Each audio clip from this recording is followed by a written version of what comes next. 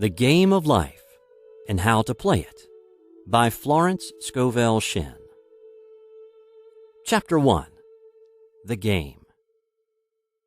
Most people consider life a battle, but it is not a battle. It is a game.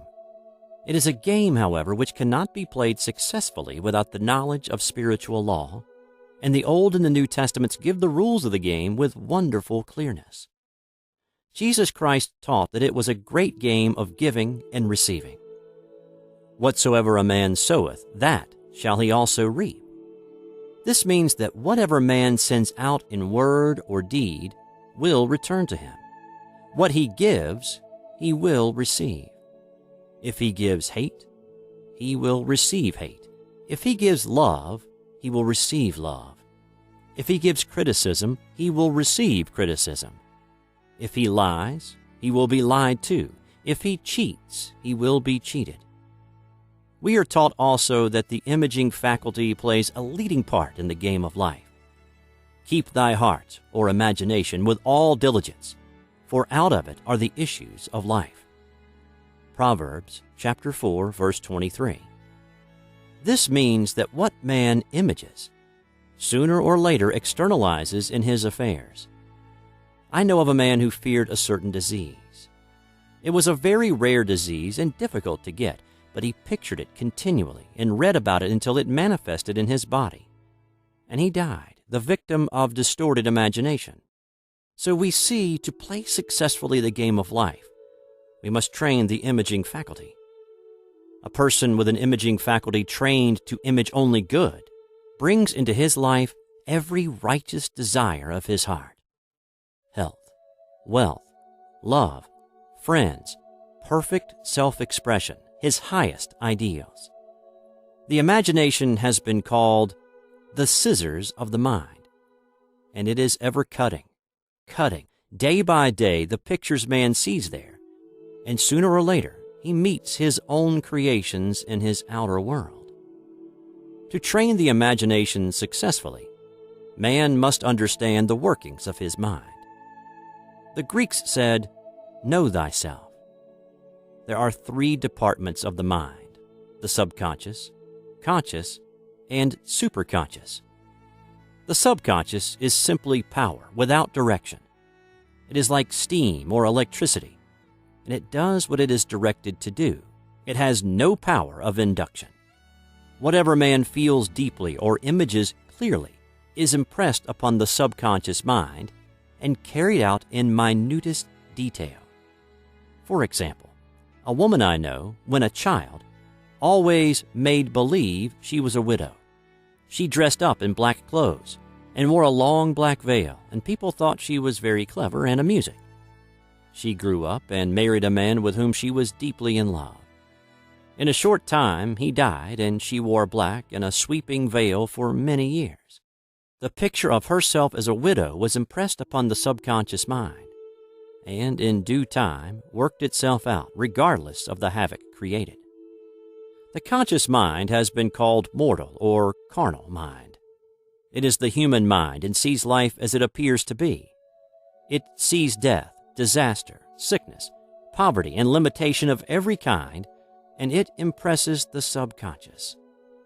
The superconscious mind is the God mind within each man and is the realm of perfect ideas.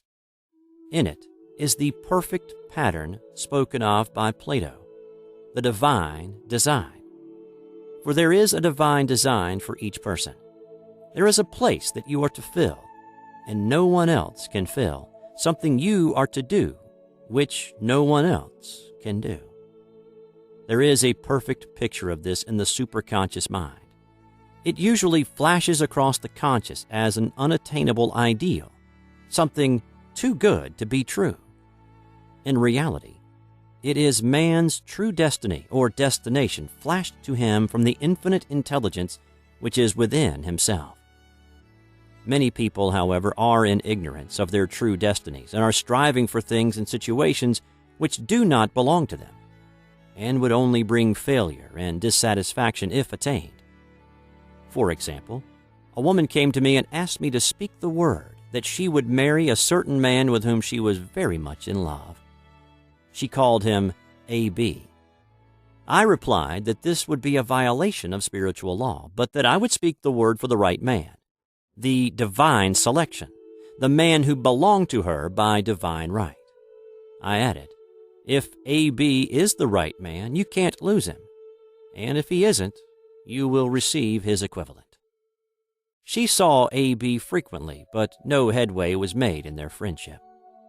One evening she called and said, "Do you know, for the last week, A.B. hasn't seemed so wonderful to me?"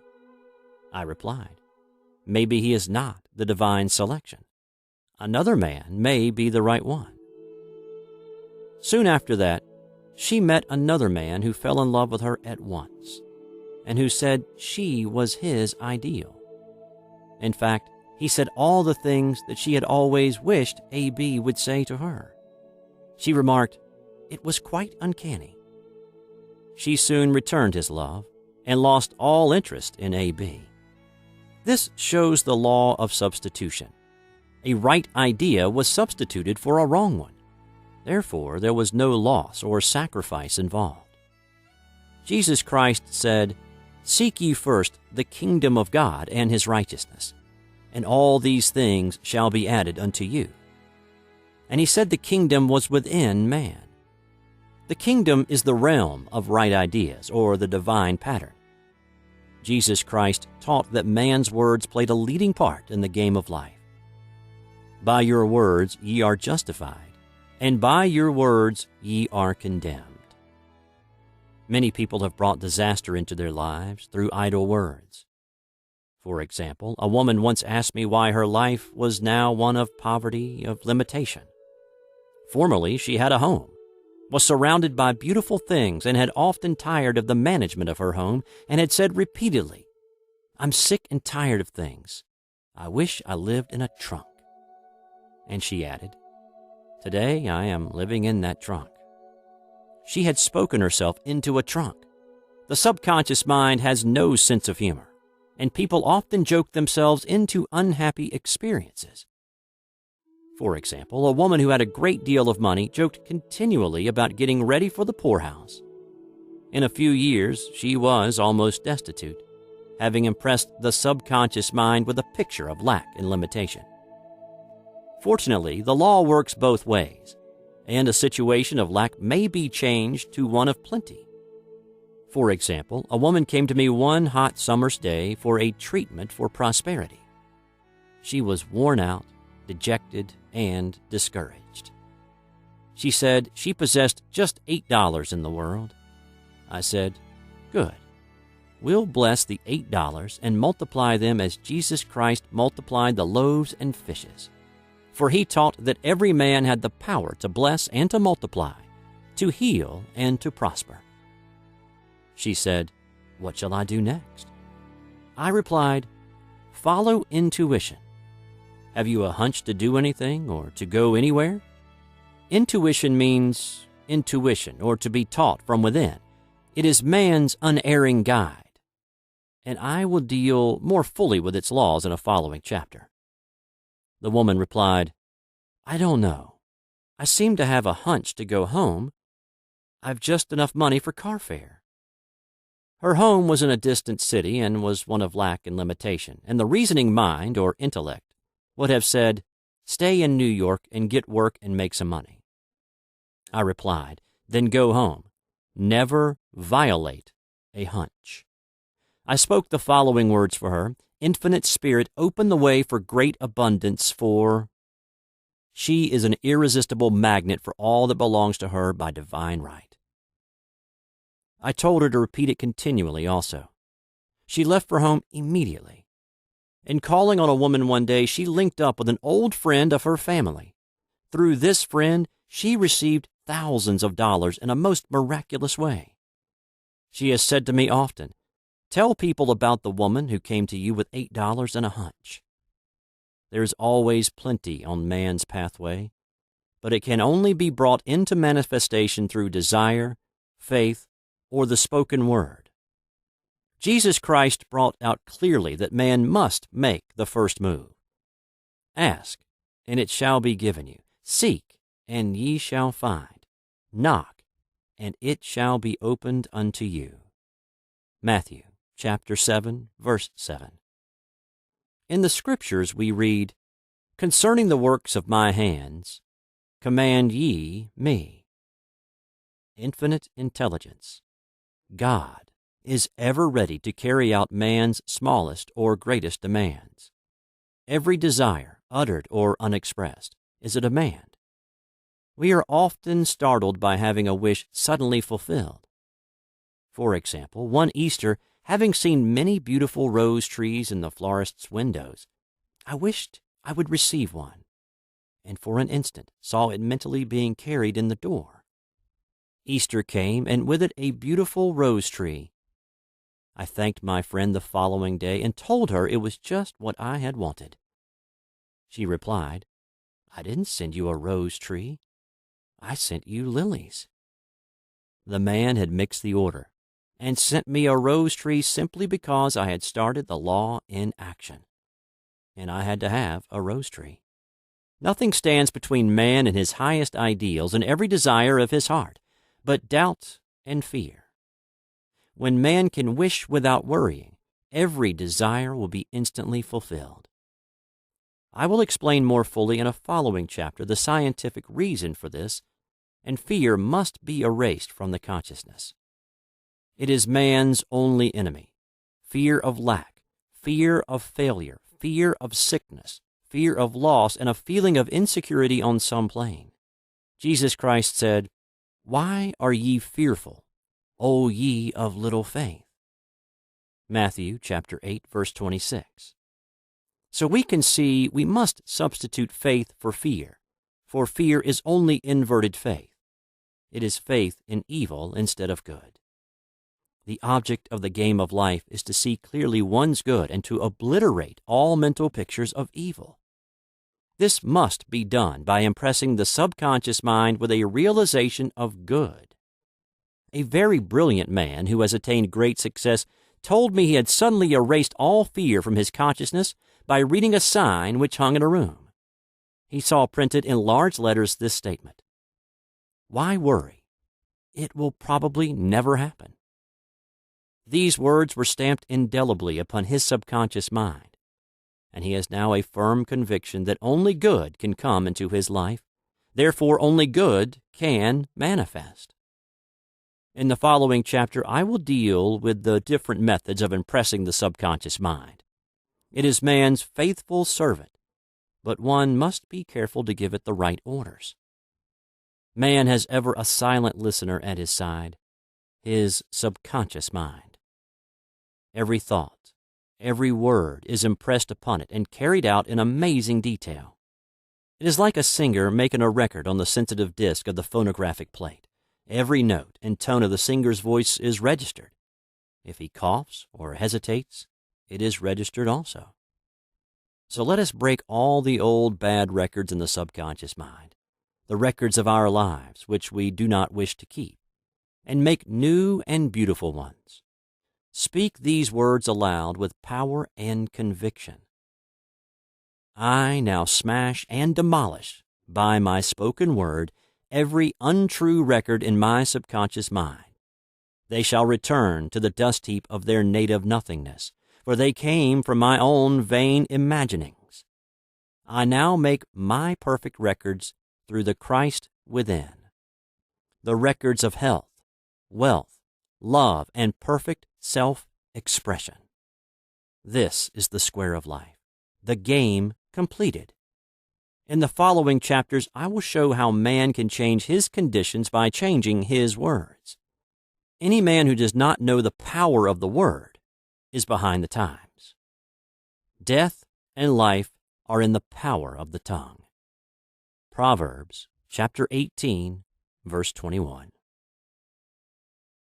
Chapter 2, The Law of Prosperity. One of the greatest messages given to the race through the Scriptures is that God is man's supply, and that man can release through his spoken word all that belongs to him by divine right. He must, however, have perfect faith in his spoken word. Isaiah said, "My word shall not return unto me void, but shall accomplish that where it is sent." We know now that words and thoughts are a tremendous vibratory force ever molding man's body and affairs. A woman came to me in great distress and said she was to be sued on the 15th of the month for $3,000. She knew no way of getting the money and was in despair. I told her God was her supply and that there is a supply for every demand. So I spoke the word. I gave thanks that the woman would receive $3,000 at the right time in the right way. I told her she must have perfect faith and act her perfect faith. The 15th came, but no money had materialized. She called me on the phone and asked what she was to do. I replied, "It is Saturday, so they won't sue you today. Your part is to act rich, thereby showing perfect faith that you will receive it by Monday." She asked me to lunch with her to keep up her courage. When I joined her at a restaurant, I said, "This is no time to economize. Order an expensive luncheon. Act as if you have already received the $3,000. All things whatsoever ye ask in prayer, believing, ye shall receive." You must act as if you have already received. The next morning, she called me on the phone and asked me to stay with her during the day. I said, "No, you are divinely protected, and God is never too late." In the evening, she phoned again, greatly excited, and said, "My dear, a miracle has happened. I was sitting in my room this morning when the doorbell rang. I said to the maid, 'Don't let anyone in.' The maid, however, looked out the window and said, 'It's your cousin with a long white beard.' So I said, 'Call him back. I would like to see him.' He was just turning the corner when he heard the maid's voice, and he came back. He talked for about an hour, and just as he was leaving, he said, 'Oh, by the way, how are finances?' I told him I needed the money, and he said, 'Why, my dear, I will give you $3,000 the first of the month.' I didn't like to tell him I was going to be sued. 'What shall I do? I won't receive it till the first of the month, and I must have it tomorrow,' I said. 'I'll keep on treating,' I said. 'Spirit is never too late.' I give thanks she has received the money on the invisible plane and that it manifests on time. The next morning, her cousin called her up and said, 'Come to my office this morning and I will give you the money.' That afternoon, she had $3,000 to her credit in the bank and wrote checks as rapidly as her excitement would permit. If one asks for success and prepares for failure, he will get the situation he is prepared for. For example, a man came to me asking me to speak the word that a certain debt would be wiped out. I found he spent his time planning what he would say to the man when he did not pay his bill, thereby neutralizing my words. He should have seen himself paying the debt. We have a wonderful illustration of this in the Bible relating to the 3 kings who were in the desert, without water for their men and horses. They consulted the prophet Elisha, who gave them this astonishing message. "Thus saith the Lord, Ye shall not see wind, neither shall you see rain, yet make this valley full of ditches." Man must prepare for the thing he has asked for, when there isn't the slightest sign of it in sight. For example, a woman found it necessary to look for an apartment during the year when there was a great shortage of apartments in New York. It was considered almost an impossibility, and her friends were sorry for her and said, "Isn't it too bad? You'll have to store your furniture and live in a hotel." She replied, "You needn't feel sorry for me. I'm a Superman, and I'll get an apartment." She spoke the words. Infinite Spirit opened the way for the right apartment. She knew there was a supply for every demand, and that she was unconditioned, working on the spiritual plane, and that one with God is a majority. She had contemplated buying new blankets when the tempter, the adverse thought or reasoning mind, suggested, "Don't buy the blankets. Perhaps after all you won't get an apartment and you will have no use for them."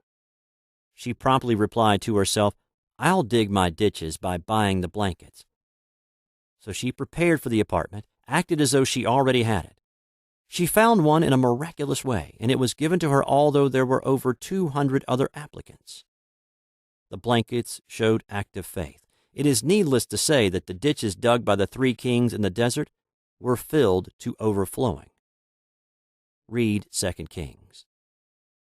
Getting into the spiritual swing of things is no easy matter for the average person. The adverse thoughts of doubt and fear surge from the subconscious. They are the army of the aliens, which must be put to flight. This explains why it is so often darkest before the dawn.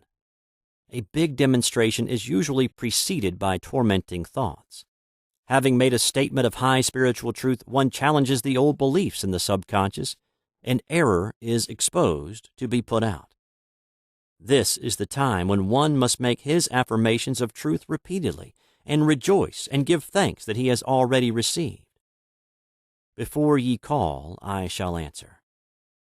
This means that every good and perfect gift is already man's awaiting his recognition. Man can only receive what he sees himself receiving. The children of Israel were told that they could have all the land they could see. This is true of every man. He has only the land within his own mental vision. Every great work, every big accomplishment has been brought into manifestation through holding to the vision. And often just before the big achievement comes apparent failure and discouragement. The children of Israel, when they reached the promised land, were afraid to go in, for they said it was filled with giants who made them feel like grasshoppers. And there we saw the giants, and we were in our own sight as grasshoppers. This is almost every man's experience. However, the one who knows spiritual law is undisturbed by appearance and rejoices while he is yet in captivity. That is, he holds to his vision and gives thanks that the end is accomplished. He has received. Jesus Christ gave a wonderful example of this. He said to his disciples, Say not ye, there are yet 4 months, and then cometh the harvest. Behold, I say unto you, lift up your eyes and look on the fields, for they are ripe already to harvest. His clear vision pierced the world of matter, and he saw clearly the fourth-dimensional world, things as they really are, perfect and complete in divine mind. So man must ever hold the vision of his journey's end and demand the manifestation of that which he has already received. It may be his perfect health, love, supply, self-expression, home, or friends. They are all finished and perfect ideas registered in divine mind, man's own superconscious mind, and must come through him, not to him. For example, a man came to me asking for treatments for success. It was imperative that he raise $50,000 for his business. The time limit was almost up when he came to me in despair. No one wanted to invest in his enterprise, and the bank had flatly refused a loan. I replied, I suppose you lost your temper while at the bank, therefore your power. You can control any situation if you first control yourself. Go back to the bank, I added, and I will treat. My treatment was, you are identified in love with the spirit of everyone connected with the bank. Let the divine idea come out of this situation. He replied, Woman, you are talking about an impossibility. Tomorrow is Saturday. The bank closes at 12, and my train won't get me there until 10, and the time limit is up tomorrow, and anyway, they won't do it. It's too late. I replied, God doesn't need any time and is never too late. With Him, all things are possible. I added, I don't know anything about business, but I know all about God. He replied, It all sounds fine when I see her listening to you, but when I go out, it's terrible. He lived in a distant city, and I did not hear from him for a week. Then came a letter. It read, You were right. I raised the money and will never again doubt the truth of all that you told me. I saw him a few weeks later, and I said, What happened? You evidently had plenty of time after all. He replied, My train was late, and I got there just 15 minutes to 12. I walked into the bank quietly and said, I have come for the loan. And they gave it to me without a question. It was the last 15 minutes of the time allotted to him, and infinite spirit was not too late. In this instance, the man could never have demonstrated alone. He needed someone to help him hold to the vision.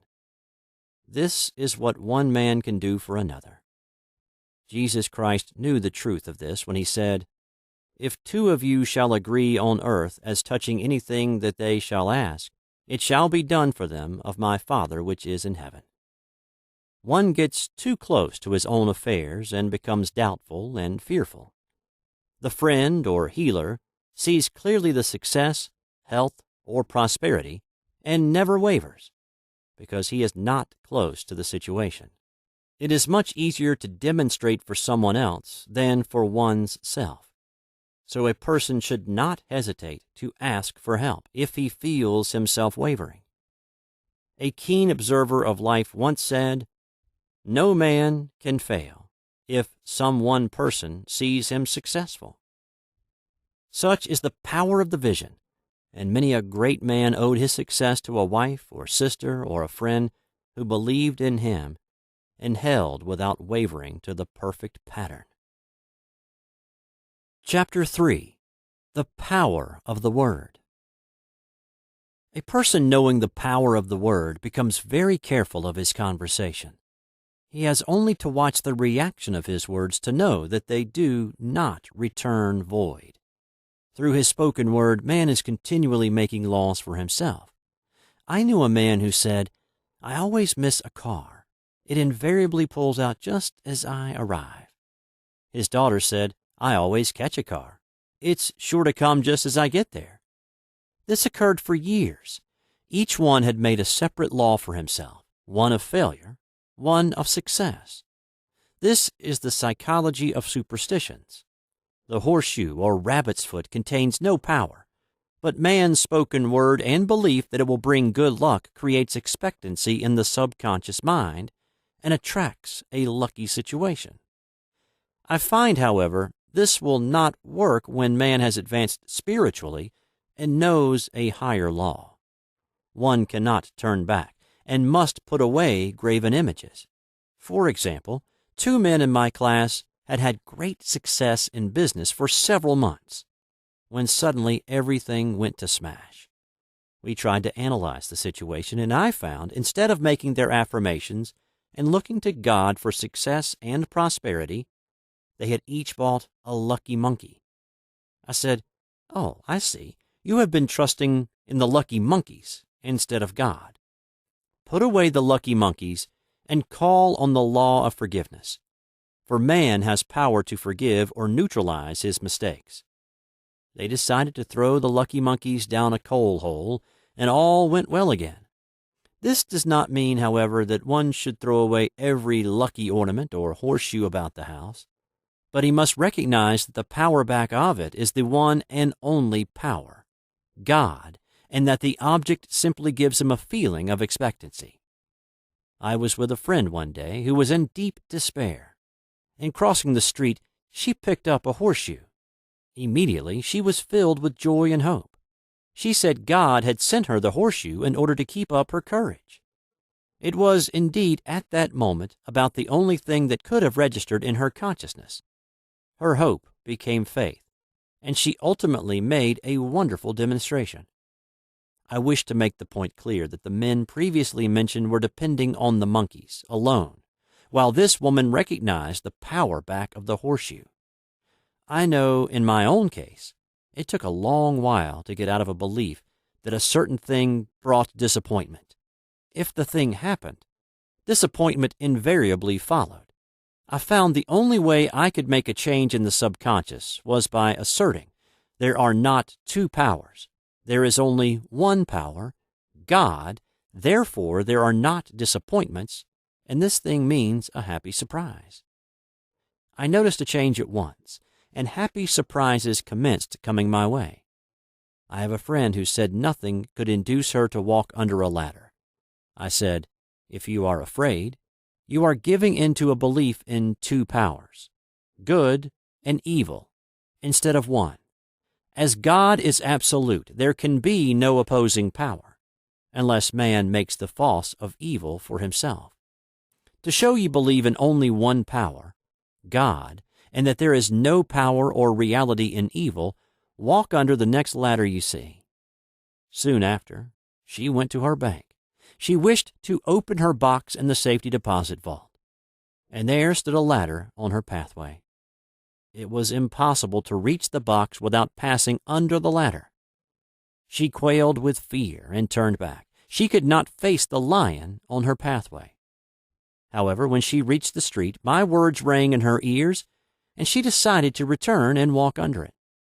It was a big moment in her life, for ladders had held her in bondage for years. She retraced her steps to the vault, and the ladder was no longer there. This so often happens. If one is willing to do a thing he is afraid to do, he does not have to. It is the law of non-resistance, which is so little understood. Someone has said that courage contains genius and magic. Face a situation fearlessly, and there is no situation to face. It falls away of its own weight.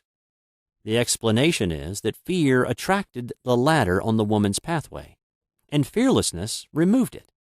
Thus, the invisible forces are ever working for man, who is always pulling the strings himself, though he does not know it. Owing to the vibratory power of words, whatever man voices, he begins to attract.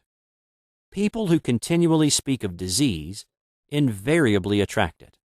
After man knows the truth, he cannot be too careful of his words. For example, I have a friend who often says on the phone, "Do come to see me and have an old-fashioned chat." This old-fashioned chat means an hour of about 500 to 1,000 destructive words, the principal topics being loss, lack, failure, and sickness. I reply, "No, I thank you. I've had enough old-fashioned chats in my life. They are too expensive. But I will be glad to have a new-fashioned chat and talk about what we want, not what we don't want." There is an old saying that man only dares use his words for three purposes: to heal, bless, or prosper. What man says of others will be said of him, and what he wishes for another he is wishing for himself. Curses, like chickens, come home to roost. If a man wishes someone bad luck, he is sure to attract bad luck himself. If he wishes to aid someone to success, he is wishing and aiding himself to success. The body may be renewed and transformed through the spoken word and clear vision, and disease be completely wiped out of the consciousness. The metaphysician knows that all disease has a mental correspondence, and in order to heal the body, one must first heal the soul. The soul is the subconscious mind, and it must be saved from wrong thinking. In the 23rd Psalm, we read, "He restoreth my soul." This means that the subconscious mind or soul must be restored with the right ideas, and the mystical marriage is the marriage of the soul and the spirit, or the subconscious and superconscious mind. They must be one. When the subconscious is flooded with the perfect ideas of the superconscious, God and man are one. I and the Father are one. That is, he is one with the realm of perfect ideas. He is the man made in God's likeness and image, imagination, and is given power and dominion over all created things, his mind, body, and affairs. It is safe to say that all sickness and unhappiness come from the violation of the law of love. "A new commandment I give unto you, love one another, and in the game of life, love or goodwill takes every trick." For example, a woman I know had for years an appearance of a terrible skin disease. The doctors told her it was incurable, and she was in despair. She was on the stage, and she feared she would soon have to give up her profession, and she had no other means of support. She, however, procured a good engagement, and on the opening night made a great hit. She received flattering notices from the critics, and was joyful and elated. The next day she received a notice of dismissal. A man in the cast had been jealous of her success, and had caused her to be sent away. She felt hatred and resentment taking complete possession of her, and she cried out, "Oh God, don't let me hate that man." That night she worked for hours in the silence. She said, I soon came into a very deep silence. I seemed to be at peace with myself, with the man, and with the whole world. I continued this for 2 following nights, and on the 3rd day I found I was healed completely of the skin disease. In asking for love or goodwill, she had fulfilled the law, for love is the fulfilling of the law, and the disease, which came from subconscious resentment, was wiped out. Continual criticism produces rheumatism as critical, inharmonious thoughts cause unnatural deposits in the blood which settle in the joints. False growths are caused by jealousy, hatred, unforgiveness, fear, etc. Every disease is caused by a mind not at ease. I said once in my class, there is no use asking anyone, what's the matter with you? We might just as well say, who's the matter with you? Unforgiveness is the most prolific cause of disease. It will harden arteries or liver and affect the eyesight. In its train are endless ills. I called on a woman one day who said she was ill from having eaten a poisoned oyster. I replied, oh no, the oyster was harmless. You poisoned the oyster. What's the matter with you? She answered, oh, about 19 people. She had quarreled with 19 people and had become so inharmonious that she attracted the wrong oyster. Any inharmony on the external indicates there is mental inharmony. As the within, so the without. Man's only enemies are within himself, and a man's foes shall be they of his own household. Personality is one of the last enemies to be overcome, as this planet is taking its initiation in love. It was Christ's message, peace on earth, goodwill towards man. The enlightened man, therefore, endeavors to perfect himself upon his neighbors. His work is with himself, to send out goodwill and blessings to every man, and the marvelous thing is that if one blesses a man, he has no power to harm him. For example, a man came to me asking to treat for success in business. He was selling machinery, and a rival appeared on the scene with what he proclaimed was a better machine, and my friend feared defeat. I said, first of all, we must wipe out all fear and know that God protects your interest and that the divine idea must come out of the situation. That is, the right machine will be sold by the right man to the right man. And I added, don't hold one critical thought towards that man. Bless him all day and be willing not to sell your machine if it isn't the divine idea. So we went to the meeting, fearless and non-resistant, and blessing the other man. He said the outcome was very remarkable. The other man's machine refused to work, and he sold his without the slightest difficulty. But I say unto you, love your enemies, bless them that curse you, do good to them that hate you, and pray for them which spitefully use you and persecute you. Goodwill produces a great aura of protection about the one who sends it, and no weapon that is formed against him shall prosper. In other words, love and goodwill destroy the enemies with one's self. Therefore, one has no enemies on the external. There is peace on earth for him who sends goodwill to man. Chapter 4. The Law of Non-Resistance. Nothing on earth can resist an absolutely non-resistant person. The Chinese say that water is the most powerful element because it is perfectly non-resistant. It can wear away a rock and sweep all before it. Jesus Christ said, resist not evil. For he knew in reality there is no evil, therefore nothing to resist. Evil has come of man's vain imagination, or belief in two powers, good and evil. There is an old legend that Adam and Eve ate of Maya, the tree of illusion, and saw two powers instead of one power, God. Therefore, evil is a false law man has made for himself through psychoma or soul sleep. Soul sleep means that man's soul has been hypnotized by the race belief of sin, sickness, and death, etc., which is carnal or mortal thought, and his affairs have outpictured his illusions. We have read in a preceding chapter that man's soul is his subconscious mind, and whatever he feels deeply, good or bad, is outpictured by that faithful servant. His body and affairs show forth what he has been picturing. The sick man has pictured sickness, the poor man poverty, the rich man wealth. People often say, "Why does a little child attract illness when it is too young even to know what it means?" I answer that children are sensitive and receptive to the thoughts of others about them, and often outpicture the fears of their parents. I heard a metaphysician once say, "If you do not run your subconscious mind yourself, someone else will run it for you." Mothers often unconsciously attract illness and disaster to their children by continually holding them in thoughts of fear and watching for symptoms. For example, a friend asked a woman if her little girl had had the measles. She replied promptly, "Not yet." This implied that she was expecting the illness and therefore preparing the way for what she did not want for herself and child.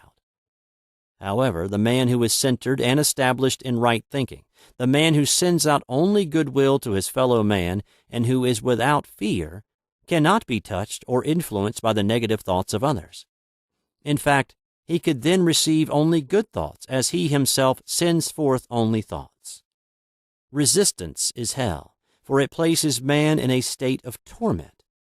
A metaphysician once gave me a wonderful recipe for taking every trick in the game of life. It is the acme of non-resistance. He gave it in this way. At one time in my life, I baptized children, and of course, they had many names. Now I no longer baptize children, but I baptize events. But I give every event the same name. If I have a failure, I baptize it success, in the name of the Father, and of the Son, and of the Holy Ghost. In this, we see the great law of transmutation, founded on non-resistance. Through his spoken word, every failure was transmuted into success. For example, a woman who required money, and who knew the spiritual law of opulence, was thrown continually in a business way with a man who made her feel very poor. He talked lack and limitation, and she commenced to catch his poverty thoughts. So she disliked him and blamed him for her failure. She knew in order to demonstrate her supply, she must first feel that she had received. A feeling of opulence must precede its manifestation. It dawned on her one day that she was resisting the situation and seeing two powers instead of one. So she blessed the man and baptized the situation success. She affirmed, as there is only one power, God, this man is here for my good and my prosperity. Just what he did not seem to be there for. Soon after that, she met, through this man, a woman who gave her, for a service rendered, several $1,000s, and the man moved to a distant city and faded harmoniously from her life. Make the statement, "Every man is a golden link in the chain of my good, for all men are God in manifestation, awaiting the opportunity given by man, himself, to serve the divine plan of his life." Bless your enemy, and you rob him of his ammunition. His arrows will be transmuted into blessings. This law is true of nations as well as individuals. Bless a nation, send love and goodwill to every inhabitant, and it is robbed of its power to harm. Man can only get the right idea of non-resistance through spiritual understanding. My students have often said, "I don't want to be a doormat." I reply, when you use non-resistance with wisdom, no one will ever be able to walk over you. Another example, one day I was impatiently awaiting an important telephone call. I resisted every call that came in and made no outgoing calls myself, reasoning that it might interfere with the one I was awaiting. Instead of saying, "Divine ideas never conflict, the call will come at the right time," leaving it to infinite intelligence to arrange, I commenced to manage things myself. I made the battle mine, not God's, and remained tense and anxious. The bell did not ring for about an hour, and I glanced at the phone and found the receiver had been off that length of time, and the phone was disconnected. My anxiety, fear, and belief in interference had brought on a total eclipse of the telephone. Realizing what I had done, I commenced blessing the situation at once. I baptized it success and affirmed I cannot lose any call that belongs to me by divine right. I am under grace and not under law. A friend rushed out to the nearest telephone to notify the company to reconnect. She entered a crowded grocery, but the proprietor left his customers and attended to the call himself.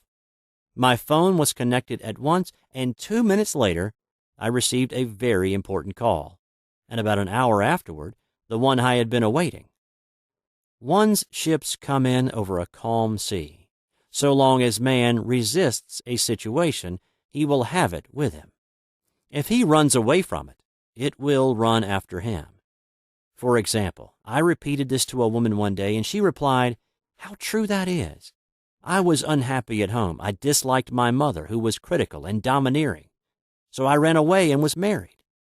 But I married my mother, for my husband was exactly like my mother, and I had the same situation to face again." Agree with thine adversary quickly. This means agree that the adverse situation is good, be undisturbed by it, and it falls away of its own weight. "None of these things move me" is a wonderful affirmation. The inharmonious situation comes from some inharmony within man himself. When there is in him no emotional response to an inharmonious situation, it fades away forever from his pathway. So we see man's work is ever with himself. People have said to me, "Give treatments to change my husband or my brother." I reply, "No, I will give treatments to change you. When you change, your husband and your brother will change." One of my students was in the habit of lying. I told her it was a failure method, and if she lied, she would be lied to. She replied, "I don't care. I can't possibly get along without lying." One day she was speaking on the phone to a man with whom she was very much in love. She turned to me and said, "I don't trust him. I know he's lying to me." I replied, "Well, you lie yourself, so someone has to lie to you, and you will be sure it will be just the person you want the truth from." Some time after that, I saw her, and she said, "I'm cured of lying." I questioned, "What cured you?" And she replied, "I have been living with a woman who lied worse than I did." One is often cured of his faults by seeing them in others. Life is a mirror, and we find only ourselves reflected in our associates. Living in the past is a failure method and a violation of spiritual law. Jesus Christ said, "Behold, now is the accepted time.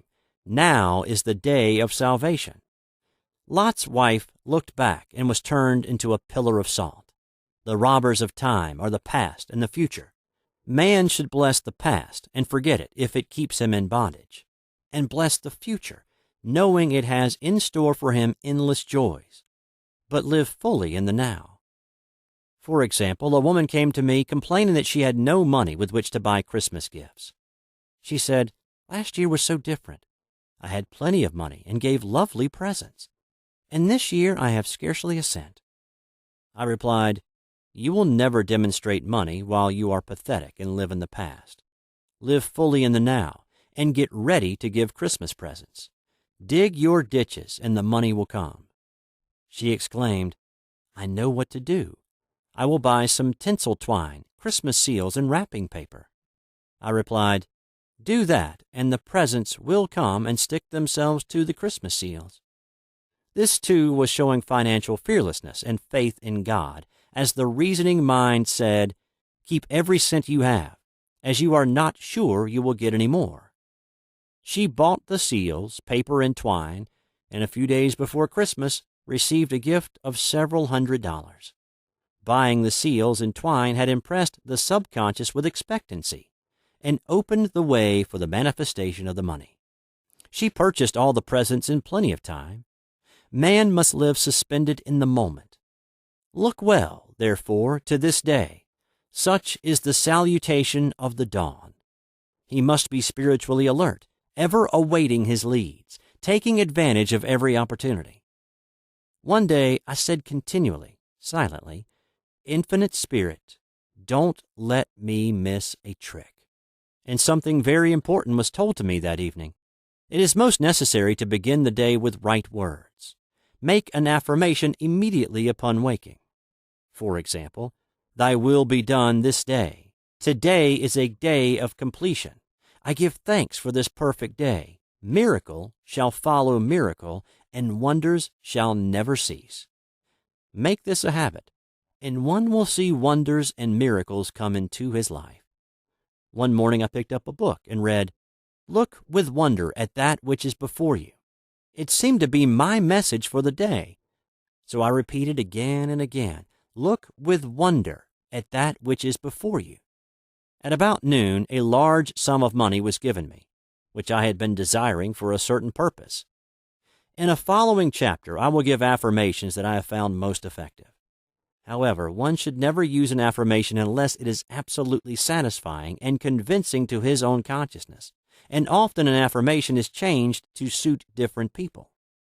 For example, the following has brought success to many. I have a wonderful work in a wonderful way. I give wonderful service for wonderful pay. I gave the first two lines to one of my students, and she added the last two. It made a most powerful statement, as there should always be perfect payment for perfect service, and a rhyme sinks easily into the subconscious. She went about singing it aloud and soon did receive wonderful work in a wonderful way and gave wonderful service for wonderful pay. Another student, a businessman, took it and changed the word work to business. He repeated, "I have a wonderful business in a wonderful way, and I give wonderful service for wonderful pay." That afternoon he made a $40,000 deal, though there had been no activity in his affairs for months. Every affirmation must be carefully worded and completely cover the ground. For example, I knew a woman who was in great need and made a demand for work. She received a great deal of work, but was never paid anything. She now knows to add, "Wonderful service for wonderful pay." It is man's divine right to have plenty, more than enough. His barns should be full, and his cup should flow over. This is God's idea for man, and when man breaks down the barriers of lack in his own consciousness, the golden age will be his, and every righteous desire of his heart fulfilled. Chapter 5. The Law of Karma and the Law of Forgiveness. Man receives only that which he gives. The game of life is a game of boomerangs. Man's thoughts, deeds, and words return to him sooner or later, with astounding accuracy. This is the law of karma, which is Sanskrit for come back. Whatsoever a man soweth, that shall he also reap. For example, a friend told me this story of herself illustrating the law. She said, "I make all my karma on my aunt. Whatever I say to her, someone says to me. I am often irritable at home, and one day said to my aunt, who was talking to me during dinner, 'No more talk. I wish to eat in peace.' The following day I was lunching with a woman with whom I wished to make a great impression. I was talking animatedly, when she said, 'No more talk. I wish to eat in peace.' My friend is high in consciousness, so her karma returns much more quickly than to one on the mental plane. The more man knows, the more he is responsible for, and a person with a knowledge of spiritual law which he does not practice suffers greatly in consequence. The fear of the Lord, law, is the beginning of wisdom. If we read the word Lord, law, it will make many passages in the Bible much clearer. "Vengeance is mine. I will repay, saith the Lord." Law. It is the law which takes vengeance, not God. God sees man perfect, created in his own image, imagination, and given power and dominion. This is the perfect idea of man, registered in divine mind, awaiting man's recognition. For man can only be what he sees himself to be, and only attain what he sees himself attaining. "Nothing ever happens without an onlooker," is an ancient saying. Man sees first his failure or success, his joy or sorrow, before it swings into visibility from the scenes set in his own imagination. We have observed this in the mother picturing disease for her child, or a woman seeing success for her husband. Jesus Christ said, "And ye shall know the truth, and the truth shall make you free." So we see freedom from all unhappy conditions comes through knowledge, a knowledge of spiritual law. Obedience precedes authority, and the law obeys man when he obeys the law. The law of electricity must be obeyed before it becomes man's servant. When handled ignorantly, it becomes man's deadly foe. So with the laws of mind. For example, a woman with a strong personal will wished she owned a house which belonged to an acquaintance, and she often made mental pictures of herself living in the house. In the course of time, the man died and she moved into the house. Several years afterwards, coming into the knowledge of spiritual law, she said to me, "Do you think I had anything to do with that man's death?" I replied, "Yes, your desire was so strong everything made way for it, but you paid your karmic debt. Your husband, whom you loved devotedly, died soon after, and the house was a white elephant on your hands for years." The original owner, however, could not have been affected by her thoughts had he been positive in the truth, nor her husband, but they were both under karmic law. The woman should have said, feeling the great desire for the house, "Infinite intelligence, give me the right house, equally as charming as this, the house which is mine by divine right." The divine selection would have given perfect satisfaction and brought good to all. The divine pattern is the only safe pattern to work by. Desire is a tremendous force and must be directed in the right channels, or chaos ensues. In demonstrating, the most important step is the first step, to ask aright. Man should always demand only that which is by divine right. To go back to the illustration, had the woman taken this attitude, "If this house I desire is mine, I cannot lose it. If it is not, give me its equivalent." The man might have decided to move out harmoniously had it been the divine selection for her, or another house would have been substituted. Anything forced into manifestation through personal will is always ill-got and has ever bad success. Man is admonished, "My will be done, not thine." And the curious thing is, man always gets just what he desires when he does relinquish personal will, thereby enabling infinite intelligence to work through him. "Stand ye still and see the salvation of the Lord." Law. For example, a woman came to me in great distress. Her daughter had determined to take a very hazardous trip, and the mother was filled with fear. She said she had used every argument, had pointed out the dangers to be encountered, and forbidden her to go. But the daughter became more and more rebellious and determined. I said to the mother, "You are forcing your personal will upon your daughter, which you have no right to do, and your fear of the trip is only attracting it, for man attracts what he fears." I added, "Let go and take your mental hands off. Put it in God's hands and use this statement: I put this situation in the hands of infinite love and wisdom. If this trip is the divine plan, I bless it and not longer resist. But if it is not divinely planned, I give thanks that it is now dissolved and dissipated." A day or two after that, her daughter said to her, "Mother, I have given up the trip," and the situation returned to its native nothingness. It is learning to stand still, which seems so difficult for man. I have dealt more fully with this law in the chapter on non-resistance. I will give another example of sowing and reaping which came in the most curious way. A woman came to me saying she had received a counterfeit $20 bill given to her at the bank. She was much disturbed, for she said, "The people at the bank will never acknowledge their mistake." I replied, "Let us analyze the situation and find out why you attracted it." She thought a few moments and exclaimed, "I know it. I sent a friend a lot of stage money just for a joke." So the law had sent her some stage money, for it doesn't know anything about jokes. I said, Now, we will call on the law of forgiveness and neutralize the situation. Christianity is founded upon the law of forgiveness. Christ has redeemed us from the curse of the karmic law, and the Christ within each man is his Redeemer and salvation from all inharmonious conditions. So I said, Infinite Spirit, we call on the law of forgiveness and give thanks that she is under grace and not under law, and cannot lose this $20 which is hers by divine right.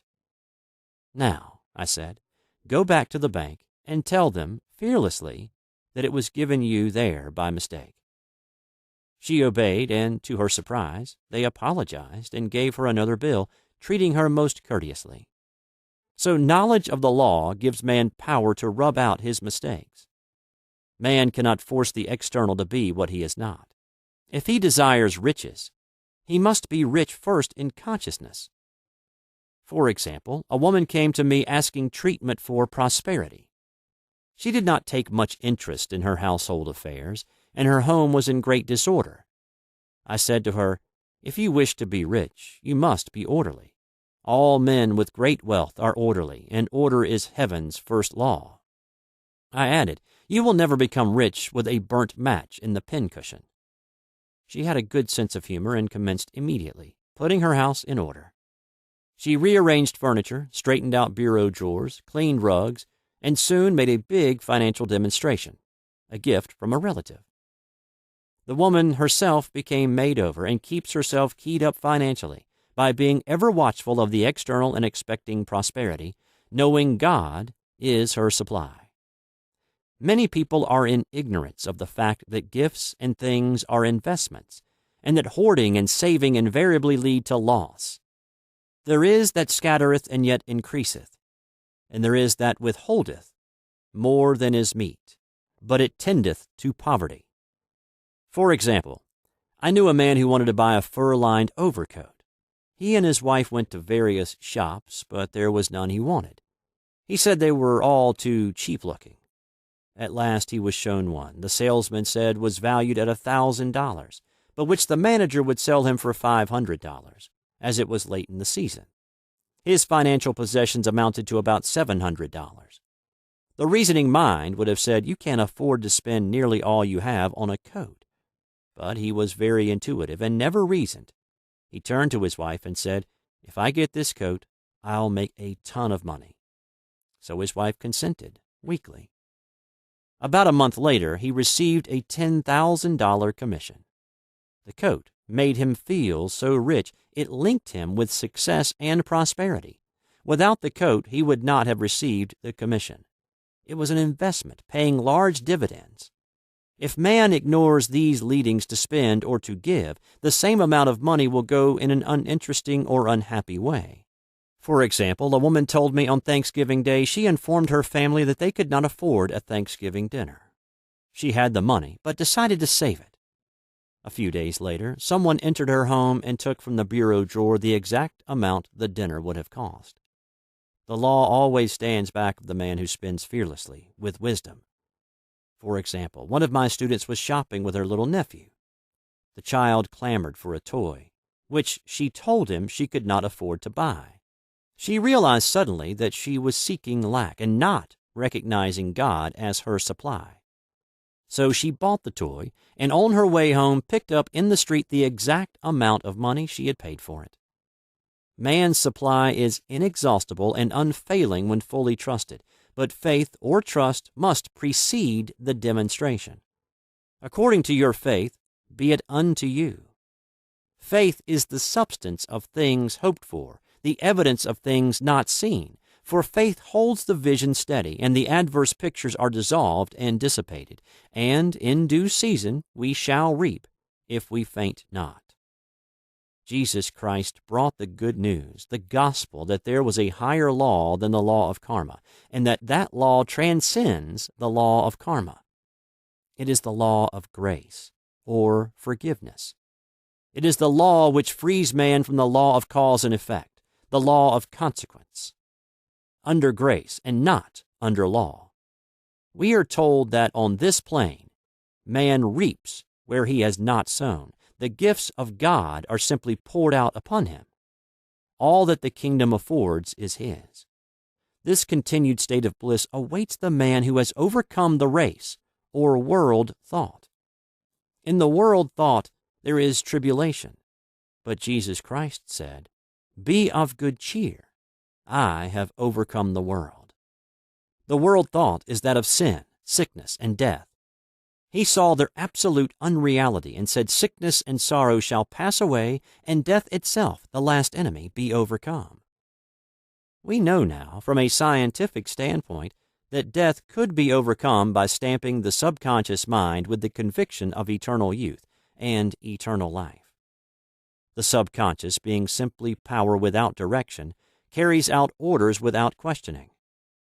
Working under the direction of the superconscious, the Christ or God within man, the resurrection of the body would be accomplished. Man would no longer throw off his body in death. It would be transformed into the body electric, sung by Walt Whitman, for Christianity is founded upon the forgiveness of sins and an empty tomb. Chapter 6. Casting the Burden, Impressing the Subconscious. When man knows his own powers and the workings of his mind, his great desire is to find an easy and quick way to impress the subconscious with good, for simply an intellectual knowledge of the truth will not bring results. In my own case, I've found the easiest way is in casting the burden. A metaphysician once explained it in this manner. He said, "The only thing which gives anything weight in nature is the law of gravitation. And if a boulder could be taken high above the planet, there would be no weight in that boulder." And that is what Jesus Christ meant when he said, "My yoke is easy and my burden is light." He had overcome the world vibration and functioned in the fourth-dimensional realm, where there is only perfection, completion, life, and joy. He said, "Come to me, all ye that are labor and are heavy laden, and I will give you rest. Take my yoke upon you, for my yoke is easy and my burden is light." We are also told in the 55th Psalm to cast thy burden upon the Lord. Many passages in the Bible state that the battle is God's, not man's, and that man is always to stand still and see the salvation of the Lord. This indicates that the superconscious mind, or Christ within, is the department which fights man's battles and relieves him of burdens. We see, therefore, that man violates law if he carries a burden, and a burden is an adverse thought or condition, and this thought or condition has its root in the subconscious. It seems almost impossible to make any headway directing the subconscious from the conscious, or reasoning mind. As the reasoning mind, the intellect, is limited in its conceptions, and filled with doubts and fears. How scientific it then is to cast the burden upon the superconscious mind, or Christ within, where it is made light, or dissolved into its native nothingness. For example, a woman in urgent need of money, made light upon the Christ within, the superconscious, with the statement, "I cast this burden of lack on the Christ within, and I go free to have plenty."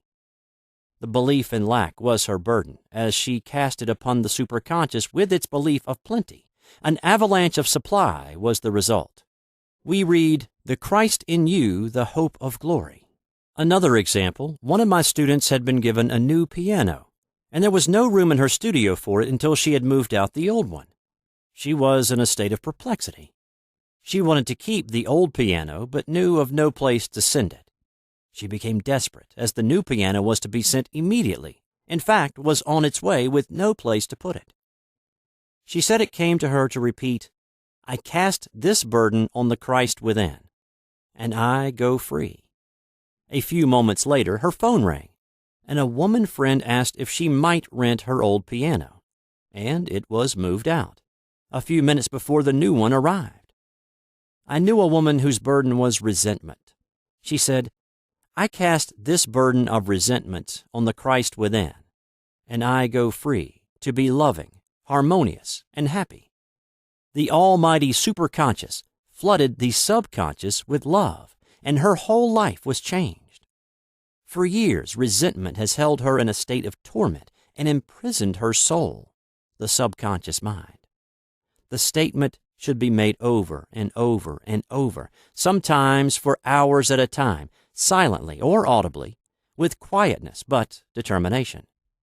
I have often compared it to winding up a Victrola. We must wind ourselves up with spoken words. I have noticed in casting the burden, after a little while one seems to see clearly. It is impossible to have clear vision while in the throes of carnal mind. Doubts and fear poison the mind and body, and imagination runs riot, attracting disaster and disease. In steadily repeating the affirmation, "I cast this burden on the Christ within and go free," the vision clears, and with it a feeling of relief, and sooner or later comes the manifestation of good, be it health, happiness, or supply. One of my students once asked me to explain the darkness before the dawn. I referred in a preceding chapter to the fact that often before the big demonstration everything seems to go wrong, and deep depression clouds the consciousness. It means that out of the subconscious are rising the doubts and fears of the ages. These old derelicts of the subconscious rise to the surface, to be put out. It is then that man should clap his cymbals, like Jehoshaphat, and give thanks that he is saved even though he seems surrounded by the enemy, the situation of lack or disease. The student continued, "How long must one remain in the dark?" And I replied, "Until one can see in the dark." And casting the burden enables one to see in the dark. In order to impress the subconscious, active faith is always essential. Faith without works is dead. In these chapters, I have endeavored to bring out this point. Jesus Christ showed active faith when he commanded the multitude to sit down on the ground before he gave thanks for the loaves and fishes. I will give another example showing how necessary this step is. In fact, active faith is the bridge over which man passes to his promised land. Through misunderstanding, a woman had been separated from her husband, whom she loved deeply. He refused all offers of reconciliation and would not communicate with her in any way. Coming into the knowledge of spiritual law, she denied the appearance of separation. She made this statement: "There is no separation in divine mind. Therefore, I cannot be separated from the love and companionship which are mine by divine right." She showed active faith by arranging a place for him at the table every day, thereby impressing the subconscious with a picture of his return. Over a year passed, but she never wavered, and one day he walked in. The subconscious is often impressed through music. Music has a fourth-dimensional quality and releases the soul from imprisonment. It makes wonderful things seem possible and easy of accomplishment. I have a friend who uses her Victrola daily for this purpose. It puts her in perfect harmony and releases the imagination. Another woman often dances while making her affirmations. The rhythm and harmony of music and motion carry her words forth with tremendous power. The student must remember also not to despise the day of small things. Invariably, before a demonstration come signs of land. Before Columbus reached America, he saw birds and twigs which showed him land was near. So it is with a demonstration. But often the student mistakes it for the demonstration itself and is disappointed. For example, a woman had spoken the word for a set of dishes. Not long afterwards, a friend gave her a dish which was old and cracked. She came to me and said, "Well, I asked for a set of dishes, and all I got was a cracked plate." I replied, "The plate was only signs of land. It shows your dishes are coming. Look upon it as birds and seaweed." And not long afterwards, the dishes came. Continually making believe impresses the subconscious. If one makes believe he is rich and makes believe he is successful, in due time he will reap. Children are always making believe, and except ye be converted and become as little children, ye shall not enter the kingdom of heaven. For example, I know of a woman who was very poor, but no one could make her feel poor.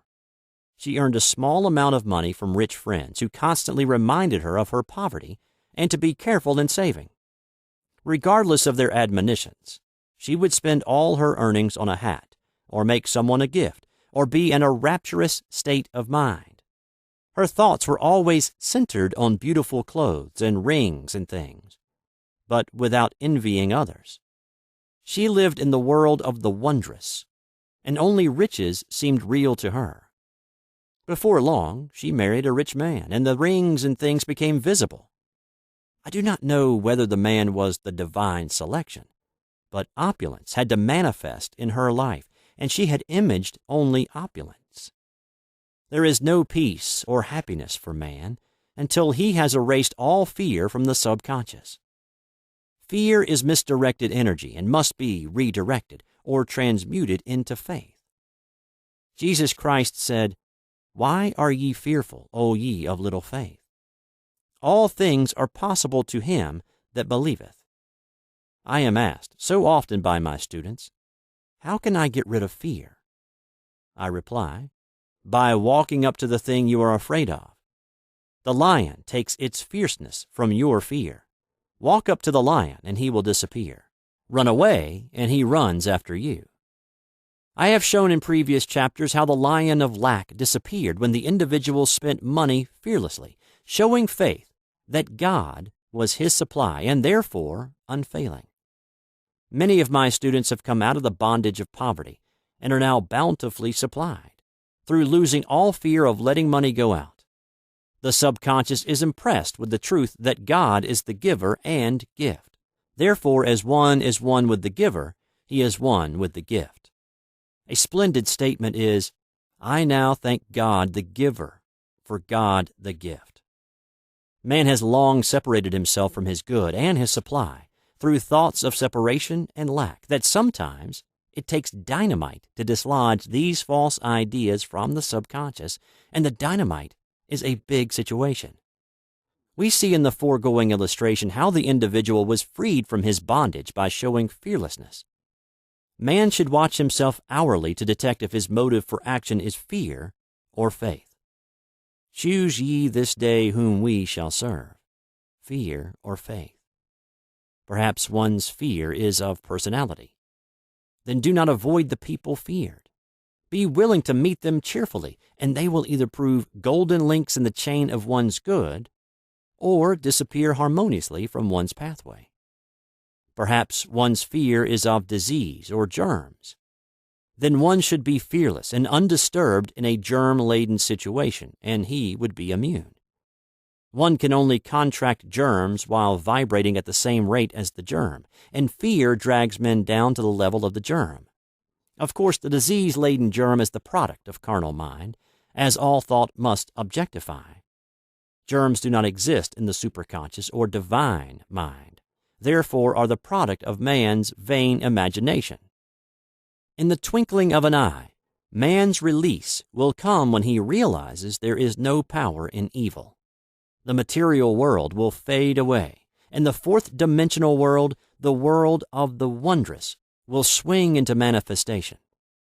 And I saw a new heaven and a new earth, and there shall be no more death, neither sorrow nor crying, neither shall there be any more pain, for the former things are passed away. Chapter 7. Love. Every man on this planet is taking his initiation in love. A new commandment I give unto you, that ye love one another.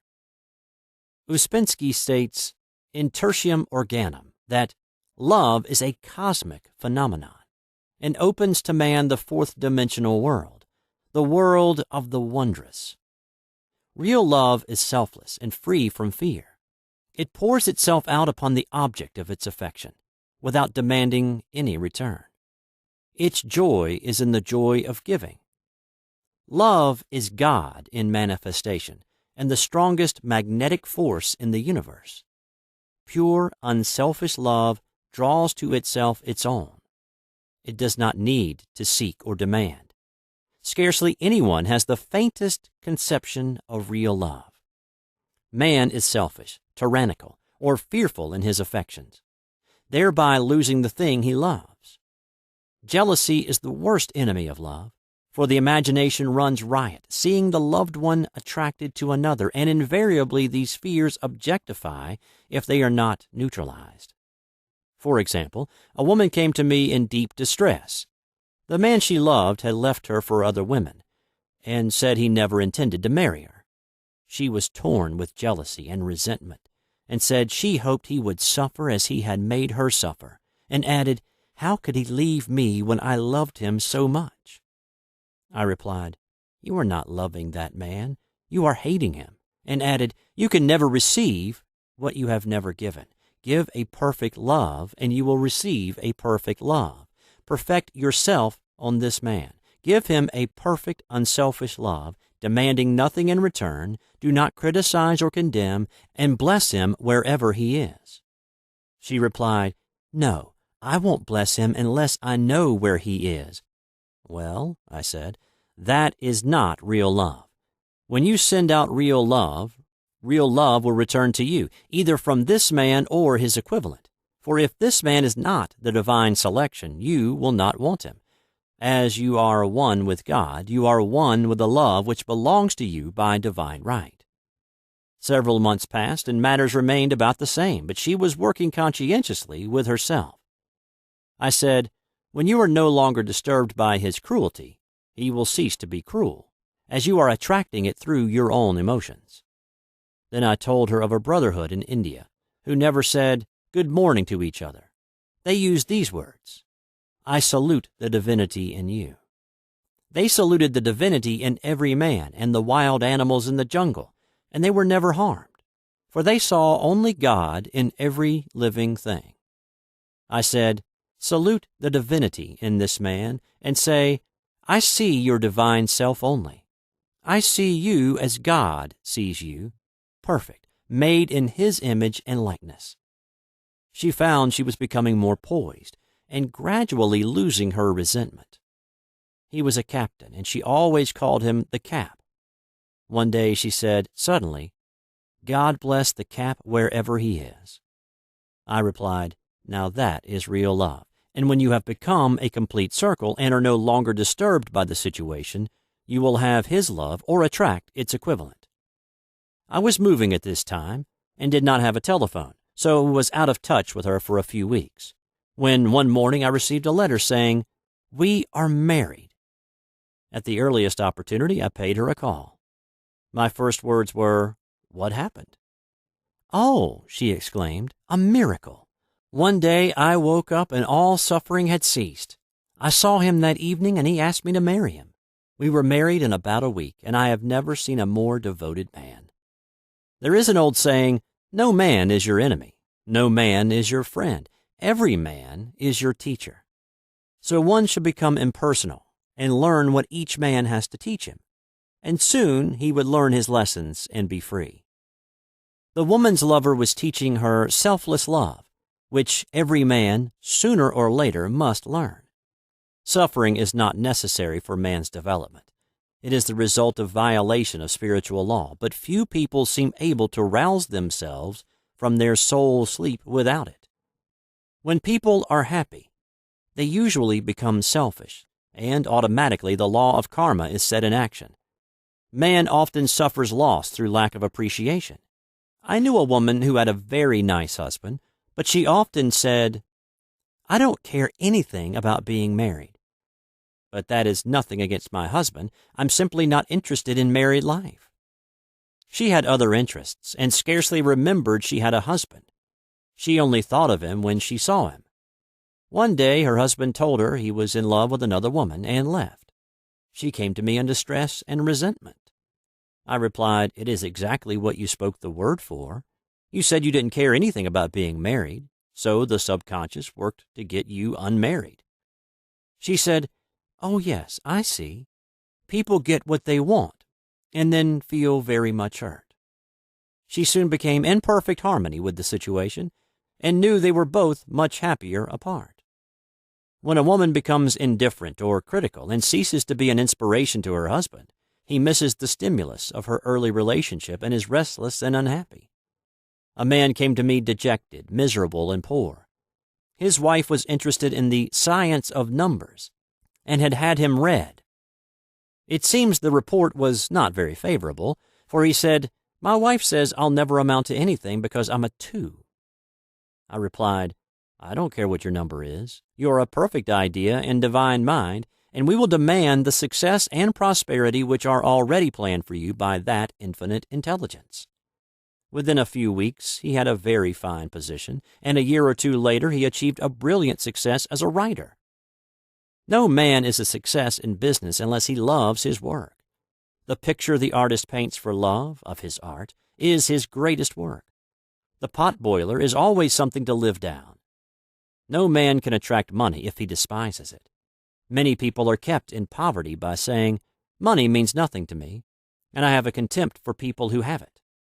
This is the reason so many artists are poor. Their contempt for money separates them from it. I remember hearing one artist say of another, "He's no good as an artist. He has money in the bank." This attitude of mind, of course, separates man from his supply. He must be in harmony with a thing in order to attract it. Money is God in manifestation, as freedom from want and limitation. But it must be always kept in circulation and put to right uses. Hoarding and saving react with grim vengeance. This does not mean that man should not have houses and lots, stocks and bonds, for the barns of the righteous man shall be full. It means man should not hoard even the principal if an occasion arises when money is necessary. In letting it go out fearlessly and cheerfully, he opens the way for more to come in, for God is man's unfailing and inexhaustible supply. This is the spiritual attitude towards money, and the great bank of the universal never fails. We see an example of hoarding in the film production of Greed. The woman won $5,000 in a lottery, but would not spend it. She hoarded and saved, let her husband suffer and starve, and eventually she scrubbed floors for a living. She loved the money itself and put it above everything, and one night she was murdered and the money taken from her. This is an example of where love of money is the root of all evil. Money in itself is good and beneficial, but used for destructive purposes, hoarded and saved, or considered more important than love, brings disease and disaster, and the loss of the money itself. Follow the path of love, and all things are added, for God is love, and God is supply. Follow the path of selfishness and greed, and the supply vanishes, and man is separated from it. For example, I knew the case of a very rich woman who hoarded her income. She rarely gave anything away, but bought things for herself. She was very fond of necklaces, and a friend once asked her how many she possessed. She replied, 67. She bought them and put them away, carefully wrapped in tissue paper.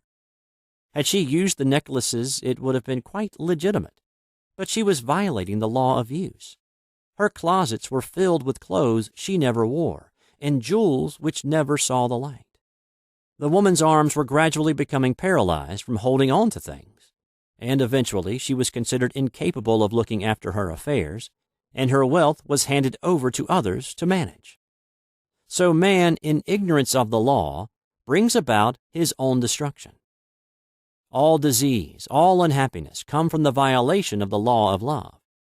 Man's boomerangs of hate, resentment, and criticism come back laden with sickness and sorrow.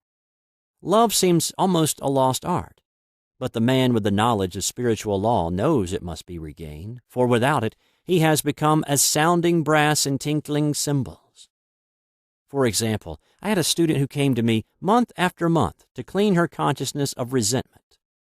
After a while, she arrived at the point where she resented only one woman, but that one woman kept her busy.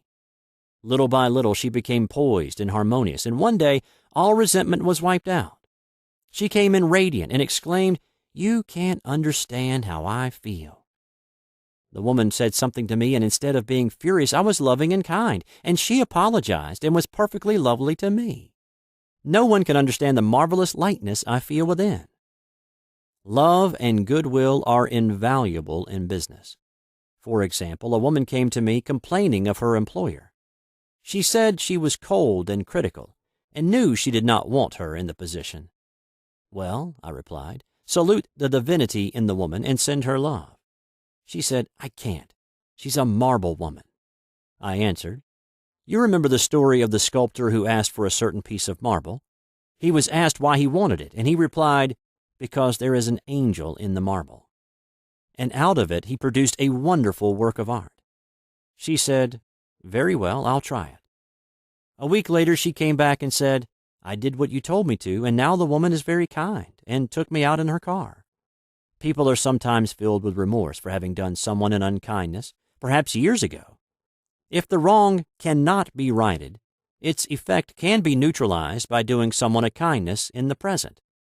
"This one thing I do, forgetting those things which are behind and reaching forth unto things where are before."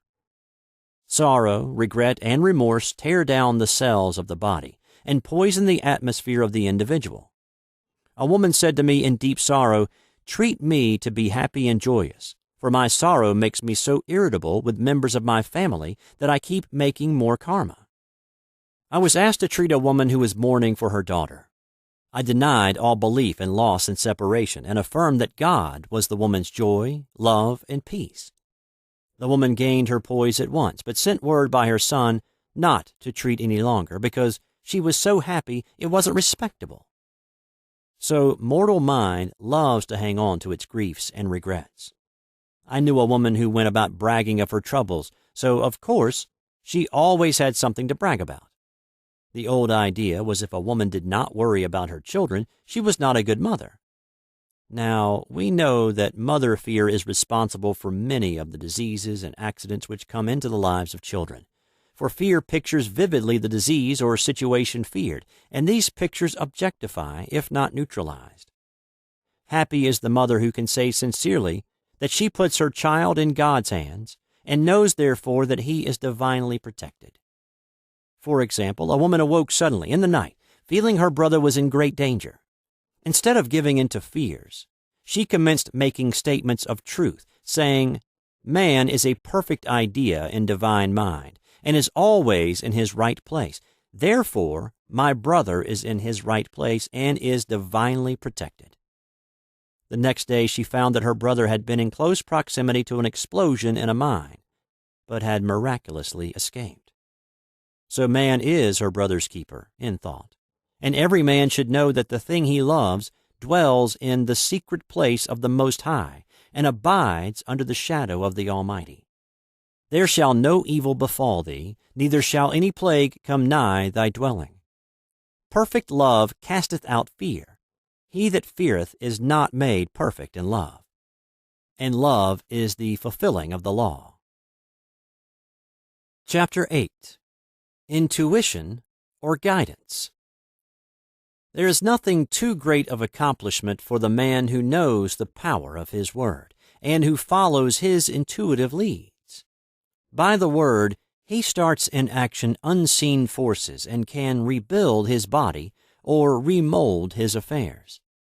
It is therefore of the utmost importance to choose the right words, and the student carefully selects the affirmation he wishes to catapult into the invisible. He knows that God is his supply, that there is a supply for every demand, and that his spoken word releases the supply. Ask, and ye shall receive. Man must make the first move. Draw nigh to God, and he will draw nigh to you. I have often been asked just how to make a demonstration. I reply, speak the word, and then do not do anything until you get a definite lead. Demand the lead, saying, "Infinite Spirit, reveal to me the way. Let me know if there is anything for me to do." The answer will come through intuition or hunch, a chance remark from someone, or a passage in a book. The answers are sometimes quite startling in their exactness. For example, a woman desired a large sum of money. She spoke the words, "Infinite Spirit, open the way for my immediate supply. Let all that is mine by divine right now reach me in great avalanches of abundance." Then she added, "Give me a definite lead. Let me know if there is anything for me to do." The thought came quickly. Give a certain friend, who had helped her spiritually, $100. She told her friend, who said, "Wait and get another lead before giving it." So she waited, and that day met a woman who said to her, "I gave someone $1 today. It was just as much for me as it would be for you to give someone 100. This was indeed an unmistakable lead, so she knew she was right in giving the $100. It was a gift which proved a great investment, for shortly after that, a large sum of money came to her in a remarkable way. Giving opens the way for receiving.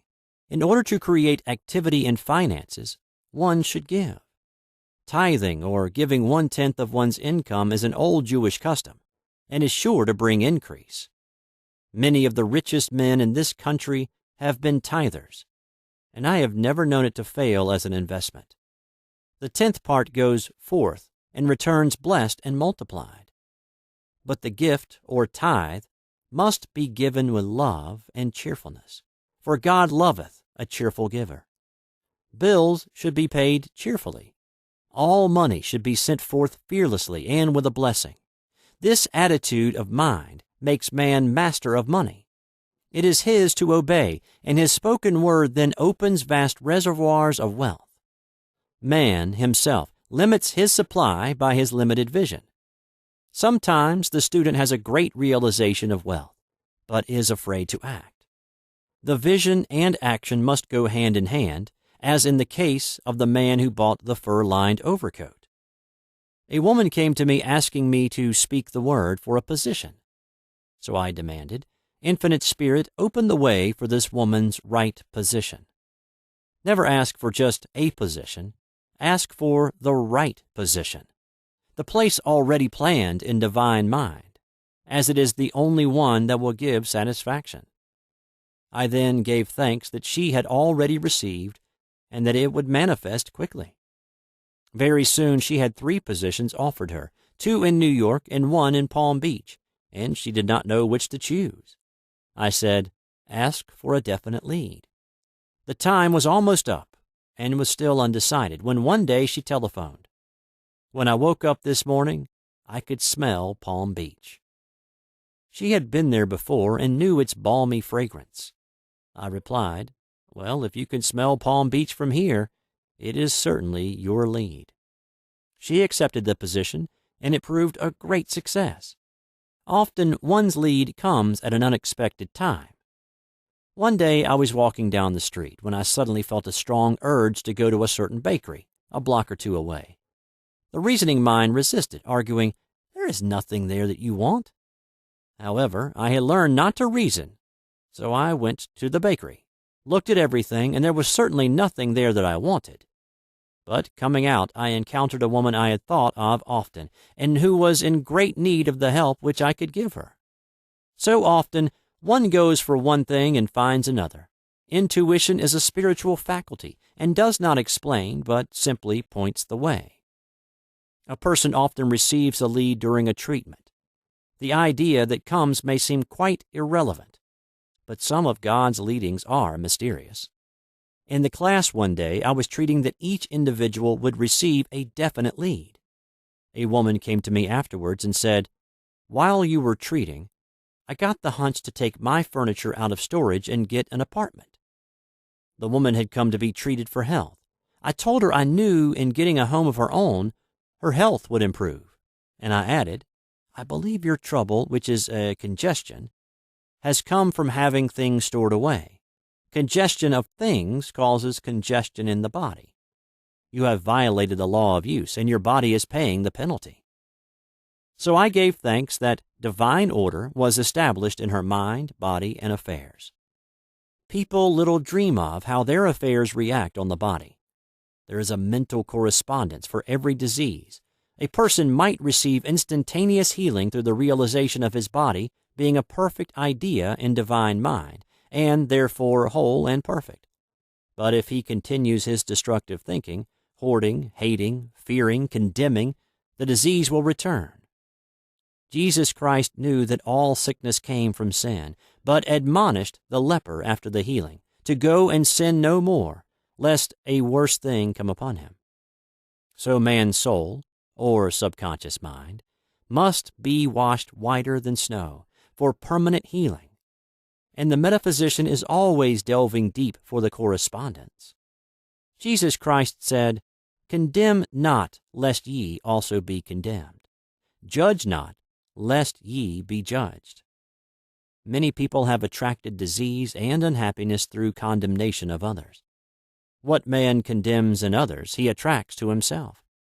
For example, a friend came to me in anger and distress because her husband had deserted her for another woman. She condemned the other woman and said continually she knew he was a married man and had no right to accept his attentions. I replied, "Stop condemning the woman. Bless her, and be through with the situation. Otherwise, you are attracting the same thing to yourself." She was deaf to my words, and a year or two later became deeply interested in a married man herself. Man picks up a live wire whenever he criticizes or condemns, and may expect a shock. Indecision is a stumbling block in many a pathway. In order to overcome it, make the statement repeatedly. I am always under direct inspiration. I make right decisions quickly. These words impress the subconscious, and soon one finds himself awake and alert, making his right moves without hesitation. I have found it destructive to look to the psychic plane for guidance, as it is the plane of many minds and not the one mind. As man opens his mind to subjectivity, he becomes a target for destructive forces. The psychic plane is the result of man's mortal thought, and is on the plane of opposites. He may receive either good or bad messages. The science of numbers and the reading of horoscopes keep man down on the mental or mortal plane, for they deal only with the karmic path. I know of a man who should have been dead years ago, according to his horoscope, but he is alive and a leader of one of the biggest movements in this country for the uplift of humanity. It takes a very strong mind to neutralize a prophecy of evil. The student should declare, "Every false prophecy shall come to naught. Every plan my Father in heaven has not planned shall be dissolved and dissipated. The divine idea now comes to pass." However, if any good message has ever been given one of coming happiness or wealth, harbor and expect it, and it will manifest sooner or later through the law of expectancy. Man's will should be used to back the universal will. I will that the will of God be done. It is God's will to give every man every righteous desire of his heart, and man's will should be used to hold the perfect vision without wavering. The prodigal son said, "I will arise and go to my father." It is indeed often an effort of the will to leave the husks and swine of mortal thinking. It is so much easier for the average person to have fear than faith. So faith is an effort of the will. As man becomes spiritually awakened, he recognizes that any external inharmony is the correspondence of mental inharmony. If he stumbles or falls, he may know he is stumbling or falling in consciousness. One day, a student was walking along the street condemning someone in her thoughts. She was saying mentally, "That woman is the most disagreeable woman on earth," when suddenly 3 Boy Scouts rushed around the corner and almost knocked her over. She did not condemn the Boy Scouts, but immediately called on the law of forgiveness and saluted the divinity in the woman. Wisdom's way are ways of pleasantness, and all her paths are peace. When one has made his demands upon the universal, he must be ready for surprises. Everything may seem to be going wrong, when in reality it is going right.